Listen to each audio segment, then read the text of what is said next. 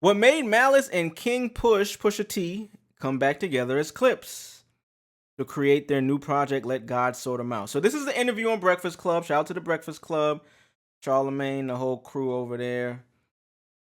You got to think, they haven't made music together for a really long time. You know what I mean? Malice talks about, he's worked and he's been with his brother, obviously, on certain projects. They did the Ye project, the gospel one. But the Clipse, as a collective, as a group, we ain't seen them make music in years. So this is them talking about it. Open up about reuniting, music, game, and conversations with their parents. And let me speed this up because it's a little long. It's 4.5 minutes. I'm going to just put the speed on 1.25. Let's go. So what got y'all back? What was the call that said, I want to do this again? There were a few baby steps. Going out to Wyoming and, working on Use This Gospel with Ye, with my brother. I always knew that we could do it. I just knew I needed a sit-down period. You know what I'm saying? We did Push's album, I Pray For You. Yeah, we did the Nego album. The Nego album, Punch Bowl. Yeah, so, those were things I could ask for that I knew weren't, just solid no's. Shout out Nego. Well, what was the exact moment, though? Because y'all were on two completely different life paths. So what was the exact moment that said, okay, it's time to do another album? We were doing the Use This Gospel and Punch Bowl and Push's album and whatever. I had asked my dad, I was like, what do you think about me rapping again? And he said, son, I think you've been too hard on yourself. And my dad's a deacon, like he was a deacon. So to hear him say that, I am like, word, that's how you feel? Like, You just answered one of my questions. I was going to ask you about that because you talk about that on Birds Don't Sing. Right. And I just thought that was such a powerful thing, just to explain, like, yo, you was going through his, dresser drawer, seeing his notes, but then y'all had conversations about you rapping again. I was going to ask you, what were those conversations? Yeah. We, everything was, the way it lined up, it told the whole story, and it let me know that God is intentional. These things don't just be happening to us the way, we think. God is very gracious, and he sets you up. He knows what you can take. He knows how much to put on you. He knows the order in which to put, things in for you. So I just know that he's in control all the time. And the conversations with that record, Pusha talking to my mom and me talking to my dad, and being able to document those last conversations, even those conversations was a type of preparation, getting you ready for what was about to take place. So. We can stop right here. We're going to play the rest of it, but this is a little bit more insight into the intro song that I mentioned. The mindset you have to be in to even write this type of record. I mean, this is true art. I mean, there's times, because I consider myself a writer. I make music, I produce. You draw inspiration from a lot of things. But speaking personally, it's tough to really draw inspiration from a real life situation and then give that true feeling to the music. I'm not sure if that really makes sense, but basically what I'm saying is, even while you're writing and you're thinking certain things, you may hold back because you don't know how, your audience may receive it. You might be scared to put too much personal business out there.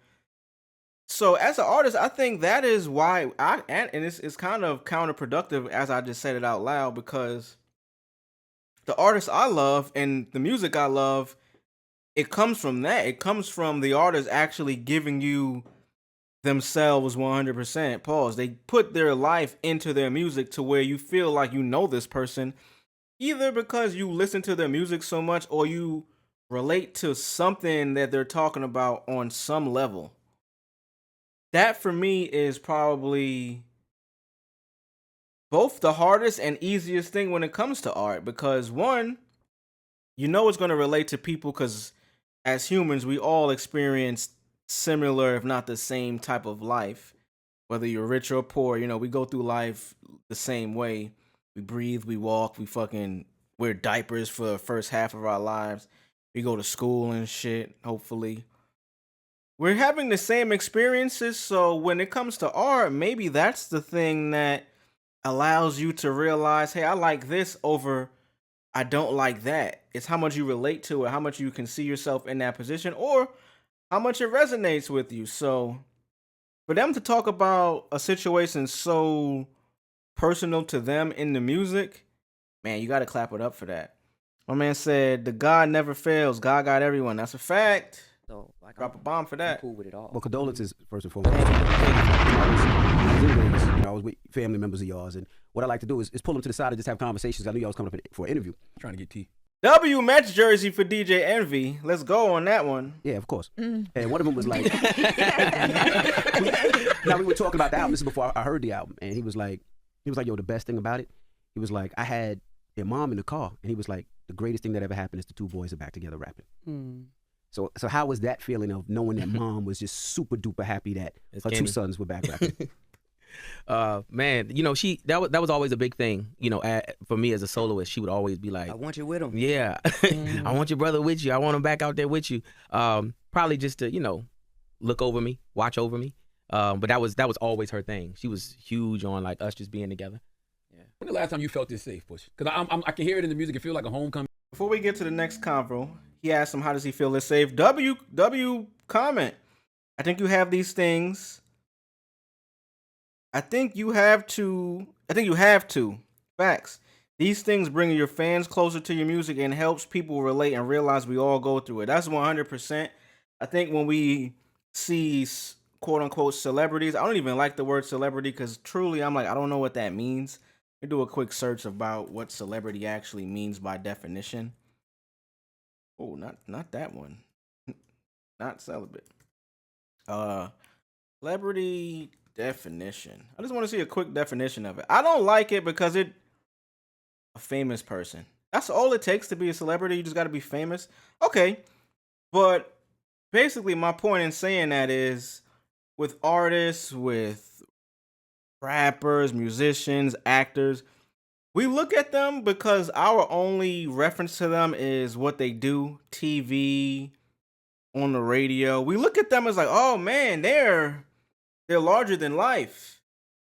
So when you connect with them on a human level, hey man, I got my car towed the other day. You're like, yo, I got my car towed.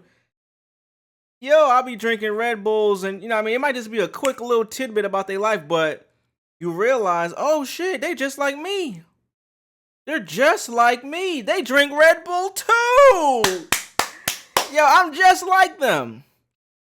You know what I mean? It could go so far with that same sentiment, but that is why I think the artists in any capacity, music, television, any form or any medium, I think that part is why we choose who is our favorites, who we're a fan of, a stan.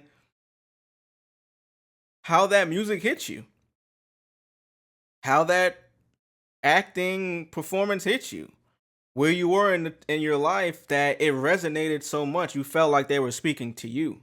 I tell this story all the time, like my first Kid Cudi show. Hundreds of people in that motherfucker, but he puts on a show so well that he has little quick commentary and narrations between the song that makes you feel like he's talking directly to you. No matter how many people are here, you feel as if you're connected to that person one-on-one. And, you know, Cudi isn't the only one that does it, obviously. Any good performer does that and knows that's part of the show, connecting with the people in the audience. Because that's your one time in this moment where you guys are sharing a space and a moment in time that nobody else that isn't here right now can experience. You can watch it on fucking YouTube. You can hear about it. I can show you my video. Yo, look, Cudi, I was at the show. But if you're not there in that moment, you're not going to get the exact feeling that you felt live. It's just not, it's not possible. Even while I do these streams, I might say something that resonates with somebody and you're watching it live. Somebody watching it after the fact could feel the same way, but because you witnessed it and experienced it in the moment, man, there's something to that. There's a lot to that. Yeah. When the last time you felt this safe, Push? Because I can hear it in the music. It feels like a homecoming, right? Yeah. Even with the things that y'all talking about, you got Malice back. I have Livers on the album. Yeah. Pharrell production. Yeah. Even when I'm watching you in interviews, I'm like, damn, Push is just letting it fly. All like, of it. like, Yeah. What made you feel so safe in this moment? Media has always been a big part of the Clipse because it's always been a story. The Clipse always has a story. So I don't know. I think that it's not about feeling safe. It's just about, you know, this is part of the game for us. And I feel like when you got the music to back it up, you got to be must-see TV. You don't enjoy rappers lying? I think it was Malice on the album said. That was one of my favorite. I wanted to say that. I done sung along with rappers I never believed. I wish I said that. I wish I said that. Nice little. I love that these guys are brothers and they're so close because not only do we get good music and good chemistry, we also get good interviews and non-egotistical answers like this. Pusha, as a rapper, I'm gonna tell you, I'm gonna let y'all in on a little secret. Come here, let me let you in on a secret. Rappers never admit to someone being better than them, or like Pusha just did, wishing they were the ones that came up with this line. Never happens. That shit don't happen. Pusha just admitted, and he probably only did it because it's his brother, it's his big brother. He like, yo, man, I wish I said that. You don't enjoy rappers lying? I think it was Malice on the album said. That was one of my favorite. I wanted to say that. I done sung along with rappers. I never believed. I wish I said that. I wish I said that. I wish I could have said the Mace line, and I wish I said that line. Wow. Those are my two takes. How often does that happen? If you two switch verses on like a classic Clipse song, like He didn't give me his verse. I don't even understand. They saying I'm 0-2 right now. What y'all talking about? I'm just saying, how That is often the does debate happen? online. When he I'm is 0-2. Damn. I'm 0-2. Oh, just off features. No, Off the records. off the records, I'm 0-2 right now. Yeah. They don't ever be like, yo, bro, you can have this. No. You try to spank your brother every time you rap with him, I'm sure. Nah, man. I just do. Spank your brother is crazy. Envy, you gotta choose your words carefully, bro. You try to spank your brother every time you rap with him, I'm sure. Nah, man. I just do me, man. And I think our personalities and experience lends itself to Different bases. I can't fans. do what Push does So you've never heard a Push line and been like, damn, I wish I said that. all the time. Okay. Yeah, Okay. all the time. Yeah. W's in the chat for family. W's in the chat for the Clipse. W's in the chat for this album. Phenomenal album, man.